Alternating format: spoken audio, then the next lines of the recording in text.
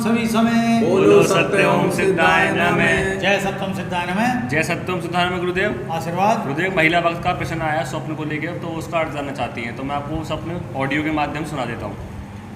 प्रणाम गुरुजी। जय सत्यम सिद्धाय नमः।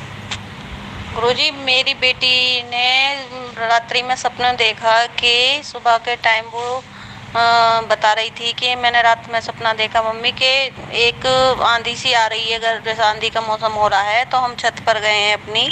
जैसे ही हमने छत का गेट खोला है तो बाउंड्री पे छत की पे तो वो मोर बैठा है। वो मोर उड़ के गया है और वो पार्क में किसी पेड़ पर जाकर बैठ गया है। फिर एक नीला पक्षी उसको दिखाई दिया है, तो नीला पक्षी बोल रहा है कि चिंता ना करो, अब थोड़ी देर में जो ये आंधी हट जाएगी और धूप निकल जाएगी और सब ठीक हो जाएगा, चिंता मत करो। फिर उसके बाद वो पक्षी तेज हवा के साथ हवा में टूट के बिखर कर ऊपर आसमान की तरफ उड़ गया है। तो फिर आसमान में देखा है तो फिर वहाँ भोले बाबा दिखाई दे रहे हैं और वो हाथ से आशीर्वाद दे रहे हैं। और फिर वो भी इसके बाद मैंने बालक को जगा दिया, तो वो फिर उठने के बाद मुझे ये सपना बता रही थी। तो भक्त में आशीर्वाद है और इसका सीधा सा अर्थ वैसे इसमें कोई ज़्यादा बताने की जरूरत नहीं है, क्योंकि सीधा सा पॉजिटिव है। लेकिन फिर भी ये है कि छत पर जाना, आंधी का देखना, आंधी का मतलब है विपदा। विपदा का काल चल ही रहा चारों तरफ, और बच्चों को तो ये लगता है ये भी स्कूल बंद पड़े और कोरोना फैल रहा है चारों तरफ, स्थिति बड़ी ख़राब है, भयाव है कि भाई यहाँ ना आ जाए, वहाँ ना आ जाए, इस तरीके का। तो आंधी का प्रतीक तो ये हो गया कि विनाशकारी स्थिति का उत्पन्न होना। उसमें मोर का दिखना एक तरीके से राष्ट्रीय पक्षी है मोर, और राष्ट्र का जो वे पूरे राष्ट्र से संबंधित हो गया। और जैसे भी देखते हो कि कृष्ण जी का भी उसका मोर का पैंच लगता है, प्रतीक स्वरूप होता, तो ये अभयदान होता है। अभयदान का प्रतीक हुआ कि राष्ट्र सरकार भी संबंधित कार्य कर रही है, हेल्प कर रही है, और समय अनुसार पूरे राष्ट्र में भी इस चीज़ का दमन होगा, शांति होगी।